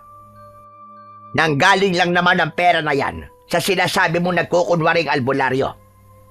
Teban, ako ang nagpahiram sa kanya ng pera. Inutil ka kasing kapatid ni hindi mo naisip na kung hindi dahil sa mga magulang ni Estong ay maaaring patay ka na ngayon. Hindi yun mangyayari, tanda. Saka bakit ka ba nakikialam sa buhay ko? Hindi porket kaibigan ka ni tatay ay igagalang na kita. Ni wala ka nga nagawa nang mawala siya. Natakot ka at matagal kang hindi nagpakita. Siguro nga, ikaw ang totoong pumatay sa kanya. Saka huwag ka magmalaki ah. Dahil alam naman natin ikaw ang dahilan kung bakit namatay ang iyong anak na si Daniel. Walang nagawa ang sinasabi mong mutya. Teka. Mukhang hindi na yata maganda lumalabas sa salita sa bibig mo, kuya. Natanggap mo ng pera, kaya makakaalis ka na. Hoy, Estong! Hindi porket nakabayad ka na sa akin, ay itatrato mo na akong ganyan.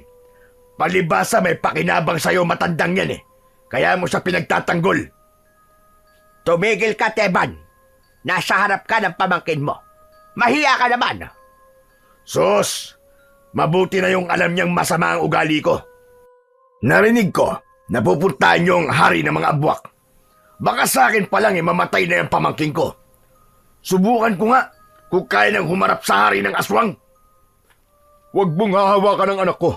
Kung hindi, magkakamatayan tayong dalawa. Hindi ko naman siya hahawakan eh. Ang abwak ang bahalang pumatay sa kanya. Kung ganon, alam mo tungkol sa mga aswang na abwak, kuya?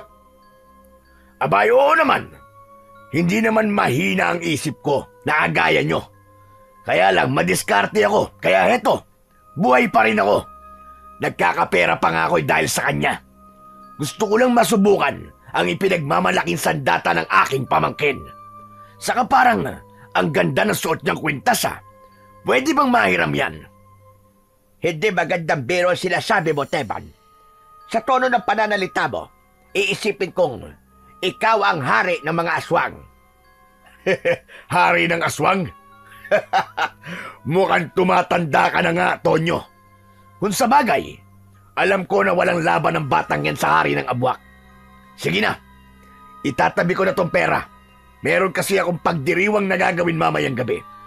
Ang totoo nito, nauna nang pumunta sa handaan si Nalita at Trona. Ngayon lang, pinapunta ko sila. Ano? Anong ibig mo sabihin pumunta na sila? Anong klaseng pagdiriwang sinasabi mo? Basta, pumunta na lang kayo.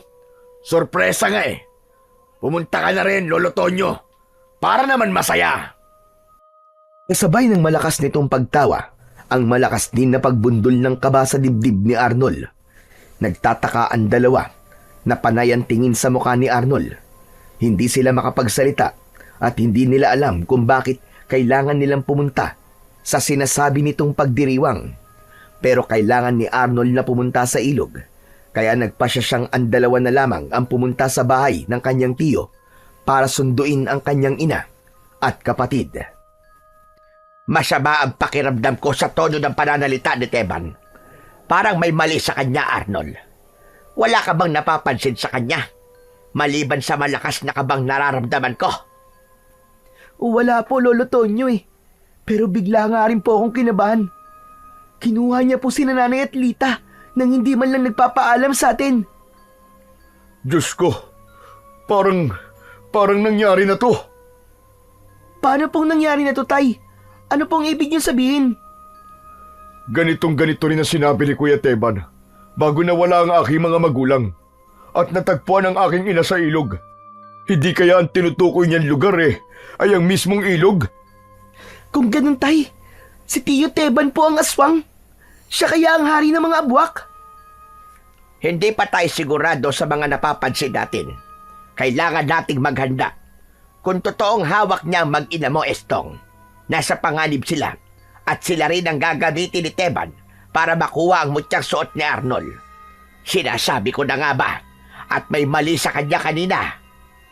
Lolo, maaari pong narinig niya ang lahat ng ating mga pinag-usapan kaya kumilos na po siya para po tayo unahan.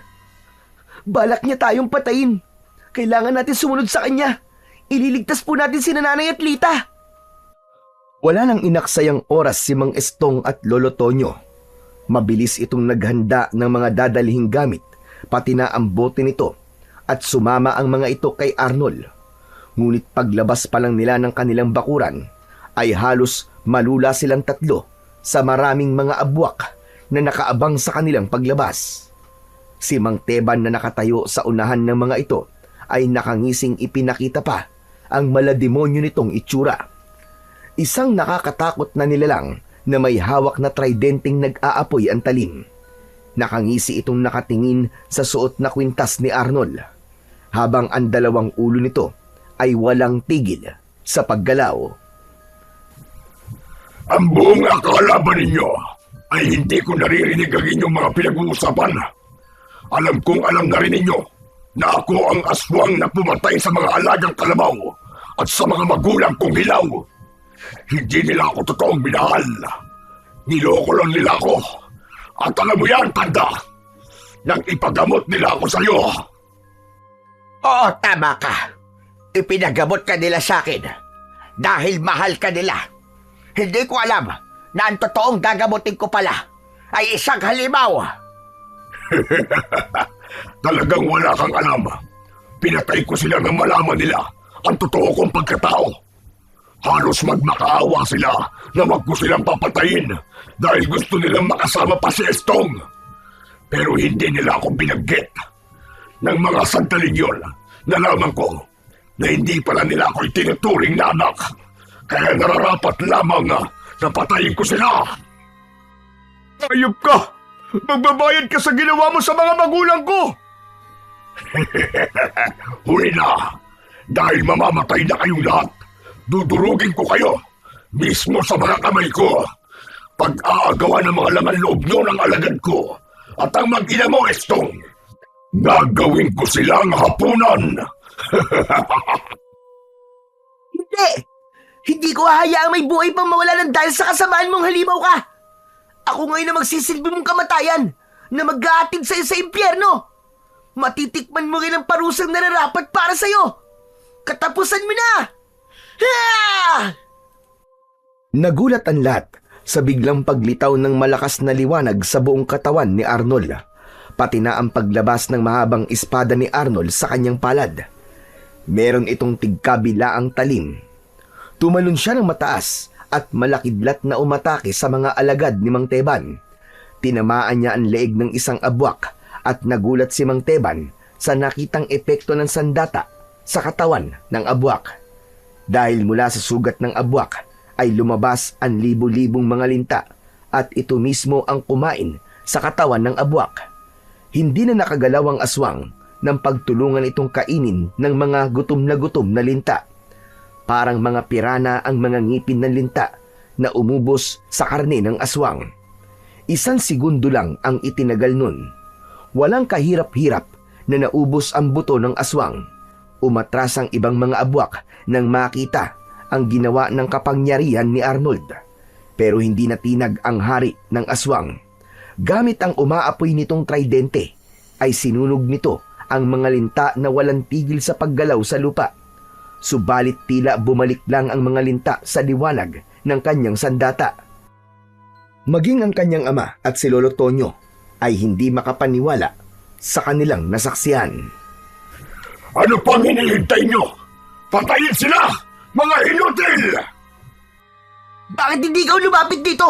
Bakit ka nag-uutos? Harapin mo akong halimaw ka! Mabilis na lumubog sa lupa ang hari ng abwak para makatakas sa lugar na yun. Sinugod ng 8 nitong mga alagad si Arnold para pigilan siyang lumapit sa tumatakas na hari ng mga abwak. Tay, sige na po! Iwan niyo na po ako dito! Habulin niyo po si Manteban! Iligtas niyo po si Nanay at Lita! Susunod po ako! Mag-iingat po kayo, Tay! Mabilis ang naging pagtakbo ni Arnold para salubungin ang mga aswang na abwak para umatake sa kanya. Habang ang dalawa naman ay dumaan sa likod ng kanilang bahay para tumakas. Siya naman ay panay pa rin ang wasiwas ng kanyang espada sa mga kalaban at bawat tamaan ng kanyang talim ay bumabagsak ang mga ito sa lupa. Nagkikikisay ang katawan dahil sa sakit ng epekto ng kagat ng lintang lumalabas sa sugat ng mga ito. Isang nagliliwanag na linta ang nagsalita at narinig niya roon ang boses ni Diwatang Asyana. Nasa ilog ang hari ng aswang. Nakagapos ang iyong ina at kapatid.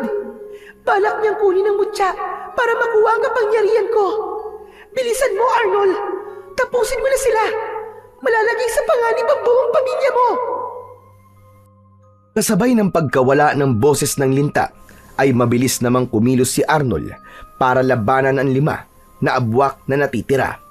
Sinasalag ng mga ito ang kanyang sandata gamit ang mahahaba nitong mga kuko.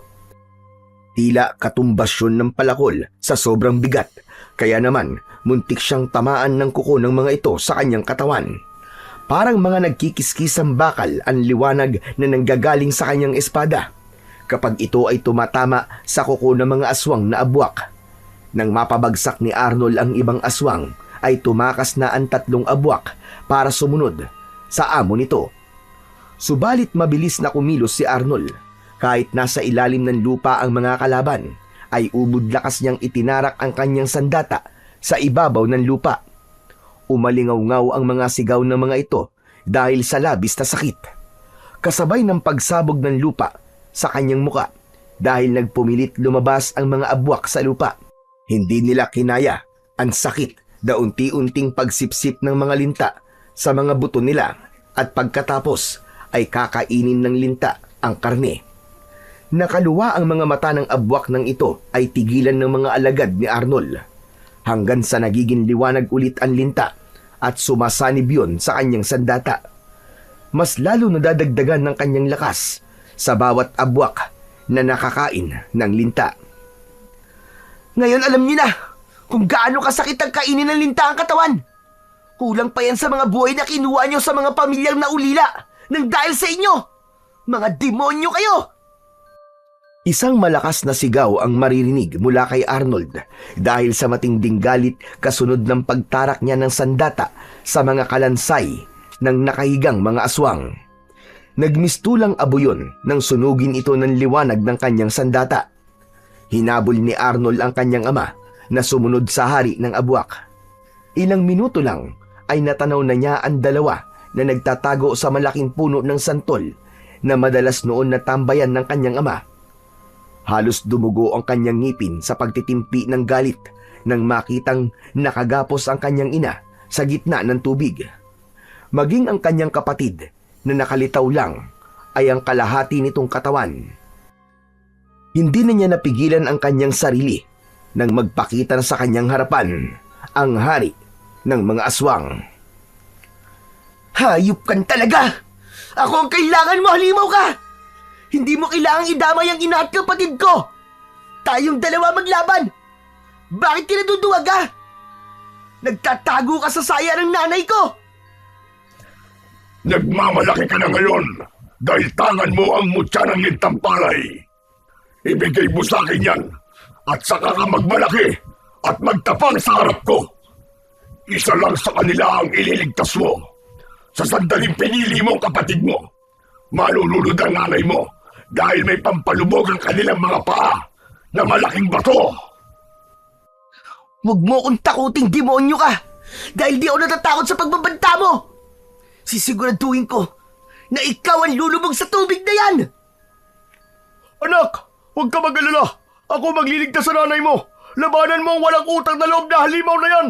Ibigay mo sa kanyang parusang nararapat sa katulad niya. Wala siyang puso. Pati ang mga magulang ko na nag-alaga sa kanya ay pinatay niya. Gawin mo ang lahat, Arnold, para umahon siya sa tubig, para maibuhos ko sa ilog ang isang boteng langis na ito. Bilisan mo! Nagplano ka sa harap ko. Ang hihina ng mga isip niyo. Ako ang unang aatake sa inyo! Itinutok nito ang tridente sa nagtatagong sinamang Estong at Lolo Tonyo. Nasunog ang puno ng santol, ngunit nakatalo ng dalawa sa ilog dahil nasunog din ang mga damit ng mga ito. Sunod na inatake nito ay si Arnold. Hindi naman umiwas si Arnold, sa halip ay iniharang pa niya ang kanyang sandata sa apoy na tumutumbok sa kanyang kinatatayuan. Nagtagpo ang kanilang mga kapangyarihan sa gitna ng ilog na malapit sa kanyang ina. Kaya napasigaw ito sa sobrang sakit. Kaya't hinayaan ni Arnold na tamaan siya ng apoy sa kanyang dibdib para hindi masaktan ang kanyang ina. Bumagsak siyang pasadsad sa lupa at sa sobrang tuwa ng hari ng mga abwak, nakalimutan itong may binabantayan ito sa ilog at umahon ito sa tubig para lumapit sa kanya. Habang nakahiga at umaapoy ang kanyang damit, ay tiniis niya yon, lalo na nang makita niyang pumupuslit sina Lolo Tonyo at Mang Estong papalapit sa nakagapos na ina at kapatid. Nilibang niya ito at nagkunwari siyang nasasaktan, pero ang totoo, may kakayahan siyang mapaghilom ang kanyang mga sugat. Ah! Ang sakit, aray! Ang sakit ng sugat ko! Ganyan nga. Dumaing ka. Akin ang mutya. Natalo kita sa laban, kaya sumuko ka na. Ano ko, Hilo? Hindi mo ko natalo, Hungang! Dahil naisahan kita!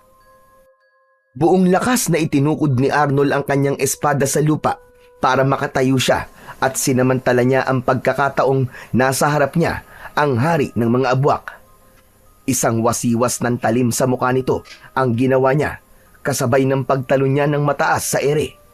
Kasunod ng pagtarak ng kanyang espada sa mismong tuktok ng ulo nito.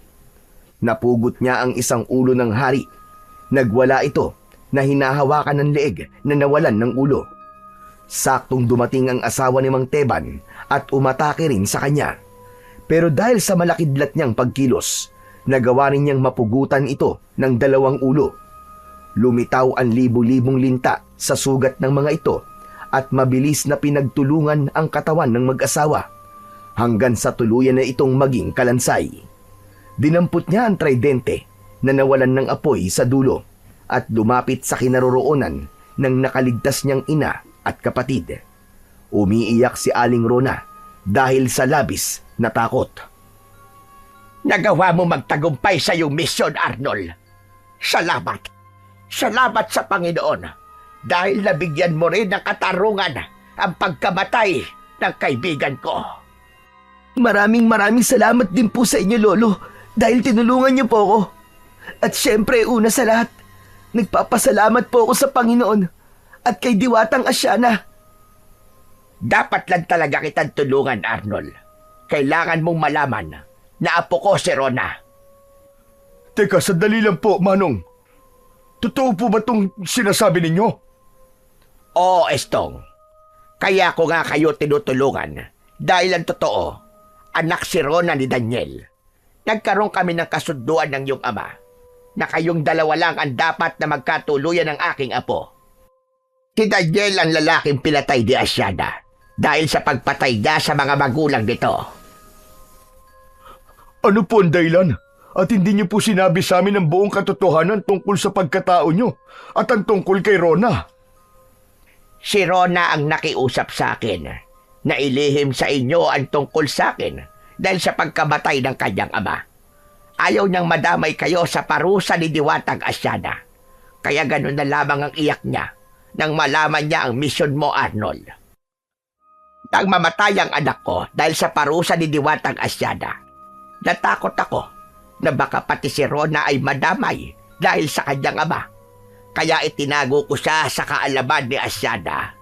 Hindi ba't ang parusa ni Diwatang Asyana ay kamatayan sa lahat ng pamilya ng taong nagkaroon ng kasalanan sa kanya? Kaya yon ang dahilan kung bakit mas pinili naming itago ang buong katotohanan sa kaibigan kong Diwata. Kaya po pala, madalas kayong tumulong sa amin, Lolo Tonyo. Isang ngiti ang tinugon ni Lolo Tonyo kay Arnold. Maya-maya pa ay lumapit sa kanya si Aling Rona. Masaya itong yumakap sa kanya at humingi ng tawad sa pagtatago nito ng lihim tungkol sa matandang albularyo. Agad namang pinatawad ito ng kanyang ama at maging siya ay masaya nang nalaman niyang may lolo pala siya. Naramdaman ni Arnold ang pag-angat ng tridente mula sa kanyang palad papunta sa gitna ng ilog. Lumitaw ang nakalutang na nagliliwanag na magandang babae. Tuluyan nang nakalaya si Diwatang Asyana sa kapangyarihan ng hari ng mga abwak. Binabati kita sa tagumpay na nakamit mo, Arnold. Ipinaintindi mo sa akin ang kahalagahan ng pagpapatawad sa mga nagkakasala. Patawarin mo rin ako, kaibigang Tonyo, dahil pinarusahan ko ang iyong anak. Hindi ko naisip ang sakit na idinulot nito sa iyo bilang nag-iisang kaibigan ko. Lalo na sa iyo, Rona. Hindi ko sinasadyang saktan ang damdamin mo. Patawarin niyo akong lahat. Naranasan ko ang maparusahan nang makulong ako sa ilog na to. Napahagulgol ng malakas si Aling Rona. Damang-dama ni Arnold ng mga oras na yun ang sakit sa boses ng kanyang ina. Ngunit mas pinili nitong magpatawad dahil ang napatay ng kanyang ama ay pamilya ni Diwatang Asyana. Kasalanan ang pumatay ng mga nilalang sa paligid, lalong-lalo na ang mga nananahimik na hayop sa bukid. At aminado rin si Lolo Tonyo na totoong nagkasala ang anak sa mga magulang ni Diwatang Asyana. Nagkalamat man ang pagkakaibigan nilang dalawa, ang mahalaga ay natagpuan nila ang pagpapatawad sa pagkakamali ng bawat isa. Isang pagkakaibigan sinubok ng panahon at pagkakataon. Bilang pabuya sa pagkakaligtas mo sa akin, Arnold, ikaw na ang bagong nagmamay-ari ng mutya ng lintang palay. Maging aral sana sa iyo ang mga nangyari sa amin at sa mga hayop na nasaktan mo. Kami ang gawin mong halimbawa para hindi ka ulit magkamali. Salamat sa tulong mo. Malaya na ako at malaya na rin ang buong baryo sa mga kampon ng kadiliman. Tuluyan nang nawala sa kanilang paningin ang liwanag ni Diwatang Asyana. Ang dating maruming ilog ay naging isang malinaw at magandang batis. Nakuha ni Mang Estong ang bungo at kalansay ng ama saka inilibing ng maayos sa lupa. Habang si Arnold naman ay nagpaalam na rin sa Diwatang si Asyana sa pamamagitan ng pagwasiwas niya ng kanyang sandata sa hangin. Pinagmasdan niya ang tigkabilaan nitong talim. Kumislap yun, saka naglaho sa kanyang palad. Masaya silang umuwi sa kanilang bahay. Sa kasalukuyan ay nag-aaral pa rin si Arnold sa elementarya at ipinagmamalaki niyang magsasaka silang dalawa ng kanyang ama. Ang pagpatay sa mga hayop ay isang kasalanan sa Diyos. Dapat silang bigyan ng karapatang mabuhay sa mundo nang walang pag-aalala o banta ng panganib. Napatunayan din ni Arnold na ang pagiging masinop sa pagkaing natatapon ay magagamit sa oras ng kagipitan. Matuturing magpahalaga sa biyaya ng Diyos dahil sa oras na walang-wala ka na, ang konting naiipong palay ay mahalaga kapag kumakalam na ang sikmura. Ngunit ang isa pa sa pinakamahalaga sa lahat ay marunong humingi ng tawad sa nilalang na nagawa ng pagkakamali, mapatao man o hayop. Dahil ang bawat isa na may buhay sa mundo na nilikha ng ating Panginoon ay merong pantay-pantay na kapakinabangan sa ating ginagalawan. So yon, maraming salamat po sa inyo mga idol. Sana po ay nagustuhan niyo po ang ating kwento para sa araw na ito. Ngayon naman po ay dumako na po tayo sa inyong pinaka-nire-request at pinaka-hinihintay na shoutout portion. Pasensya na po pala sa mga hindi ko po masya-shoutout ngayon. Pero pipilitin ko po sa mga susunod po na ating kwento ay maibibigay ko na po ang inyong request na shoutout. Ano pa pong hinihintay natin? Eto na po. Shoutout po at maraming salamat sa inyong walang sawang pakikinig. Anthony Espiritu, shoutout daw po kay Danila Balatukan, kay Marjorie, Charina, Jenna, Marge at si Kuya Mac. At lalong-lalo na daw po sa dalawa niyang kapatid na sina Sunny Espiritu at Nico Espiritu from Parañaque. Shoutout daw po Juliet Peñaranda. Shoutout po Jess Casdela from Oman. Shoutout po Donas Vlog 4709. Maraming salamat po sa inyo dyan. At shoutout po kay Rolando Oreada from Lawag. Shoutout po Joy Marie Teves from Hong Kong. Hello po sa lahat po ng mga OFW natin dyan at mga bagong bayani ng ating bayan dyan sa Hong Kong. Shoutout po Chris Alcantara. Shoutout po Bebing Yasima. Shoutout po Jaden V. Cañete.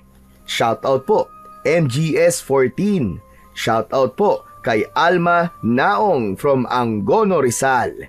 Shoutout po Gemma Aquino at syempre po shoutout po kay Milenio Batubalani. Shoutout po sa tahian ni Madam Ala at sa lahat po ng mananahi. Maraming salamat po sa inyo sa walang sawang pakikinig. Shoutout po Glenda Renya ng Bawan. Shoutout po Mardy Suzuki 202. Shoutout po Ara Pasturan at shoutout po Marcel Burwanga from Mindoro. At syempre sa huli po, shoutout Marichu Morales. Muli po, maraming salamat po sa inyong walang sawang suporta at pakikinig ng mga kwentong aswang at katatakutan sa aking munting channel na The Voice Addict at Apong Isaac. Hanggang sa susunod pa pong kwento na magpapatindig po ng inyong mga balahibo mula sa mundo ng kababalaghan.